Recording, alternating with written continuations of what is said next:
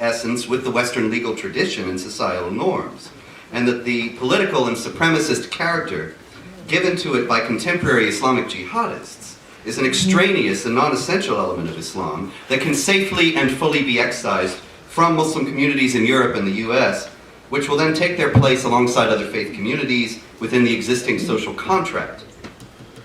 So, where and when exactly does Islamism, or more precisely political Islam, originate?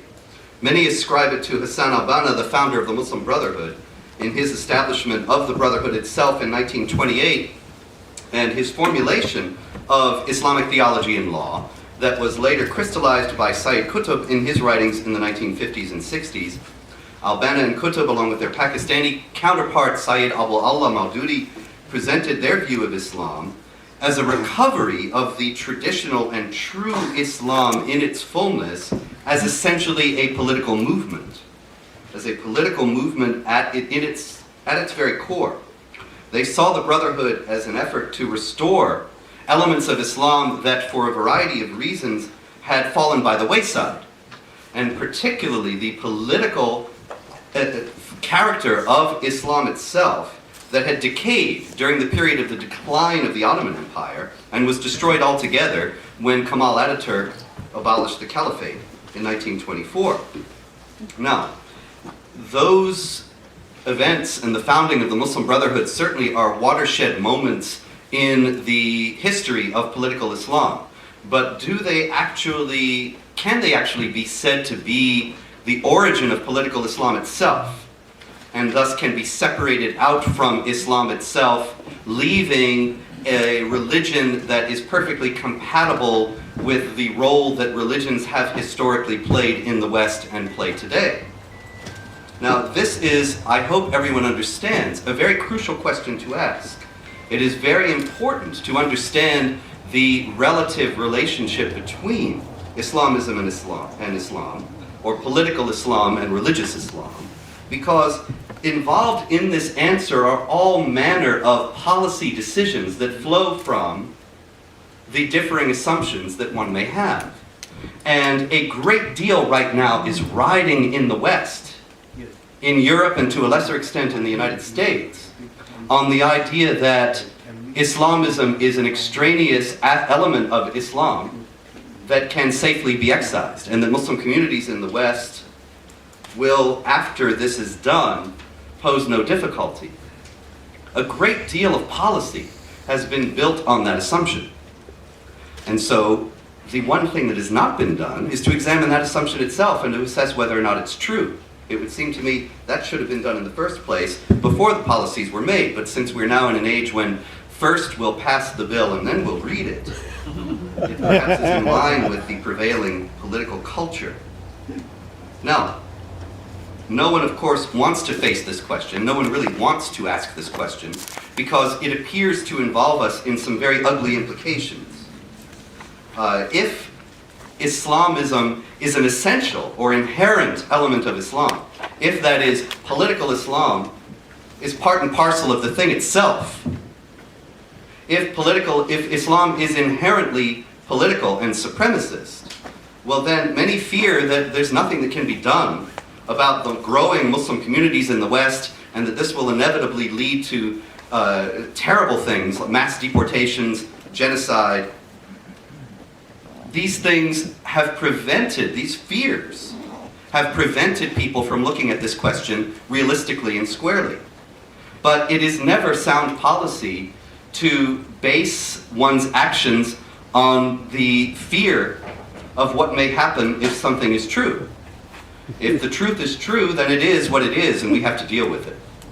And there are any number of positive steps that can be taken in line with Judeo-Christian values and with the legal tradition of the West that have nothing to do with mass deportation or genocide or any other terrible moral evil.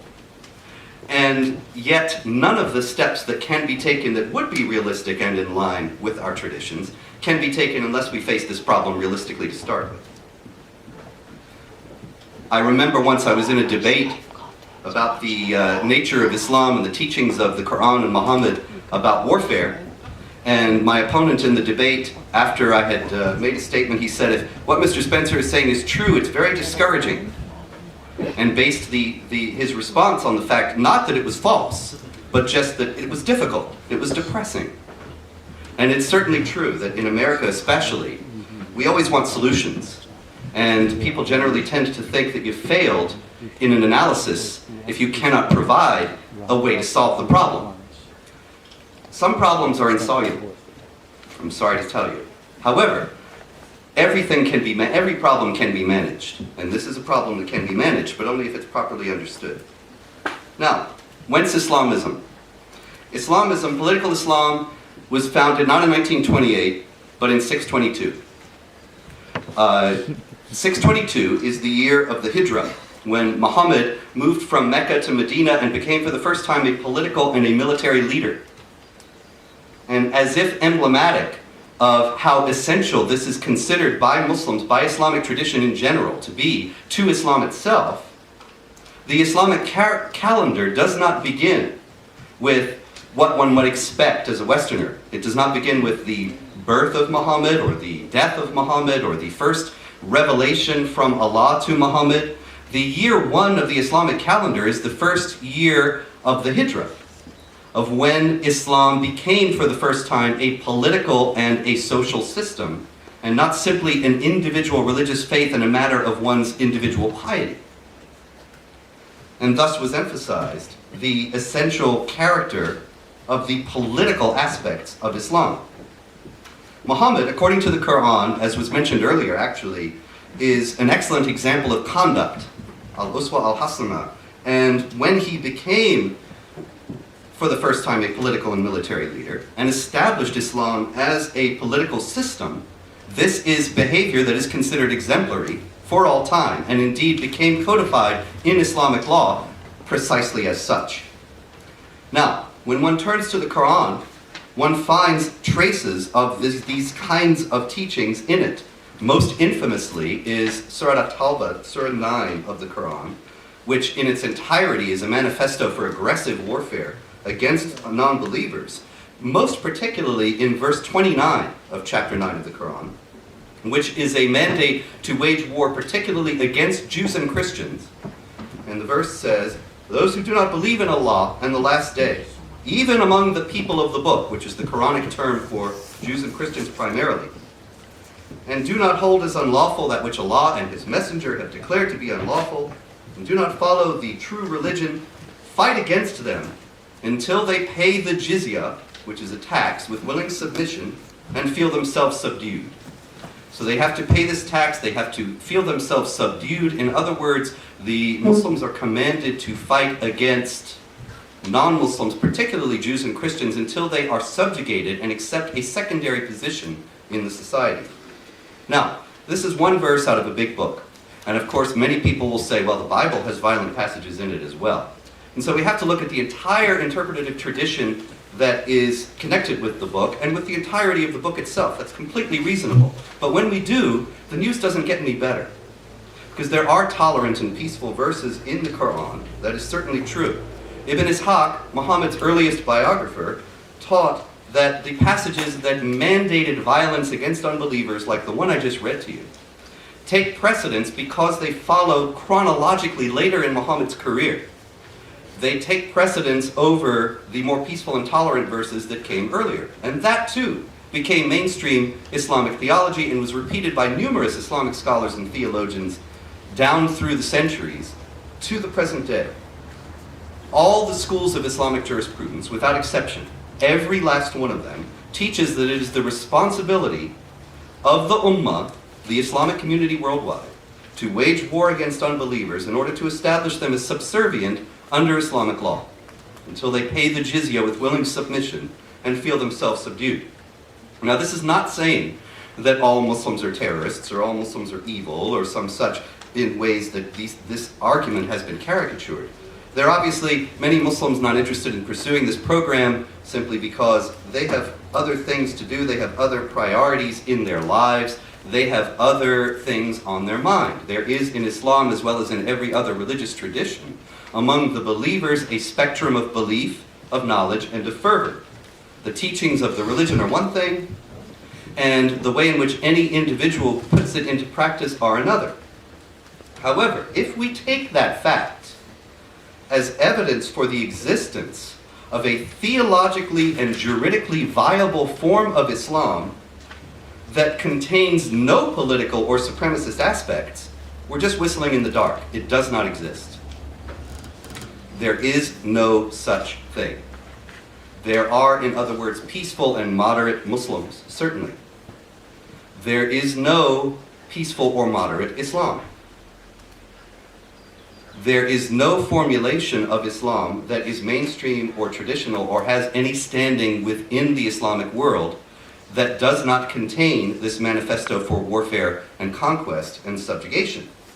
Reformers do exist, and insofar as they are sincere, insofar as they are genuine, and I say that, make that caveat because there are a great many who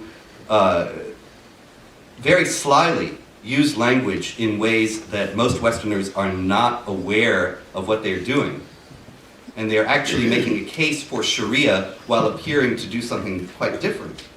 But genuine reformers do exist. However, placing high hopes upon them runs the risk of exalting fringe characters, or these deceivers, who have little or no influence in the Islamic world itself, to the status of spokesman for the Islamic community. And that's actually being done to a tremendous degree, most particularly in the United States and in Great Britain.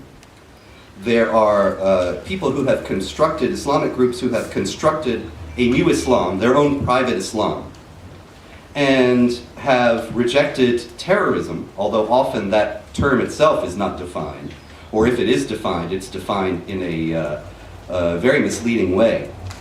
And they have no following within the Islamic community as a whole, but they actually have a quite large following among non-Muslims who wish to be reassured and who wish to feel better about this whole problem and wish it weren't quite as bad as it is. And I understand the impulse, but really, if we're going to do anything serious to save Europe at this point, then it seems to me to be absolutely essential in the first place that we be realistic about the nature of the problem itself. For example, in regard to these reformers, there is a group, the Fiqh Council of North America. Fiqh is Islamic jurisprudence. And the Fiqh Council of North America has issued, on several occasions actually, with great fanfare and tremendous enthusiastic press coverage, a condemnation of terrorism. And it sounds great. Muslims condemn terrorism. We have nothing to do with any of this. Read the document, and there is a condemnation of attacks on innocent civilians. Read the Quran, there is no indication anywhere in all its many, many, many denunciations of unbelievers that the unbelievers are innocent. There is no such concept within traditional Islamic teaching. The unbelievers are not in good faith. They never act in good faith. It is actually a very widespread element of Islamic theology that non-Muslims know full well that Islam is true, but they refuse to accept it, and they refuse to become Muslims out of a desire for financial gain or social status or some other base motive. There's even a story in Islamic tradition of a delegation of Christians who went to see Muhammad, the Prophet of Islam. And along the way, on the way, the leader of this delegation of Christians, he turns to the rest of them and he says, "We know this man is a prophet. We know that he fits all the prophecies about the next prophet in our holy books. However, the Byzantines pay us a good living, and if we acknowledge him as a prophet, they'll cut us off. And so we have to go in and oppose him." And this is not just one isolated story. This is how unbelievers are always presented in Islamic tradition. They know better. I can tell you personally, I get emails all the time from Muslims, very frequently. And they say, "You know Islam is true, and you're just trying to make some money."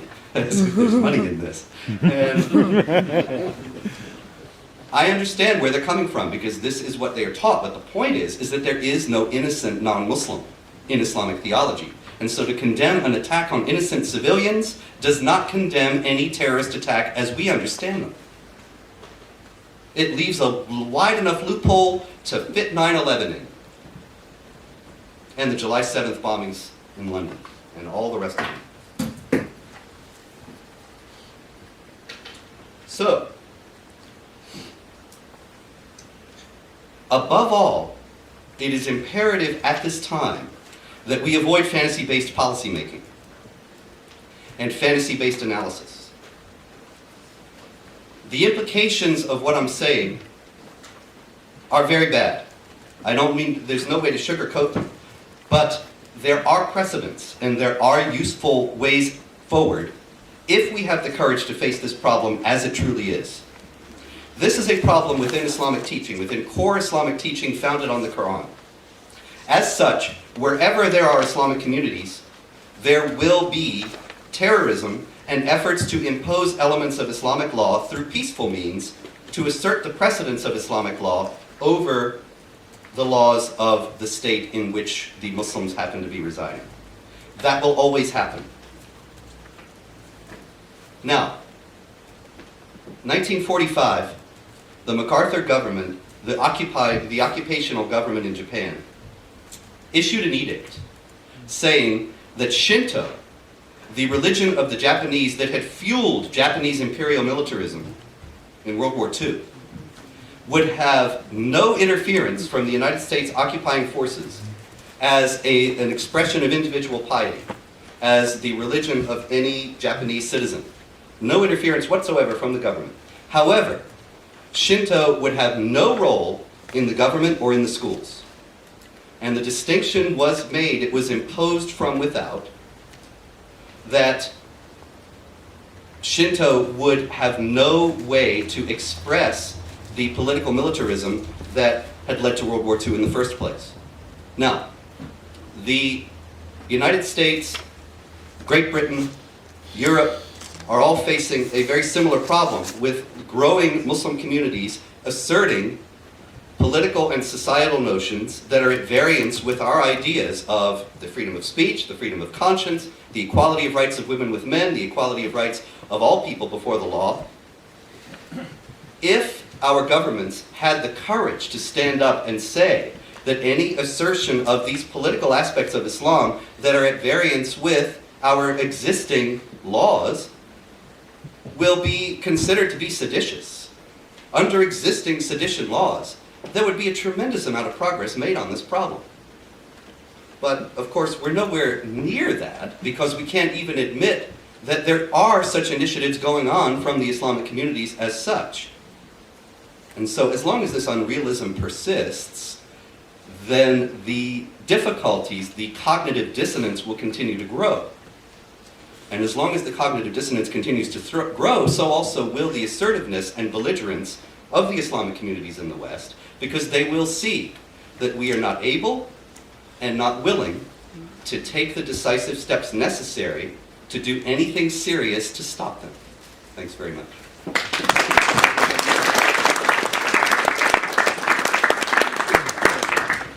Thank you very much for that, Robert. To guide us through some more thorny issues now.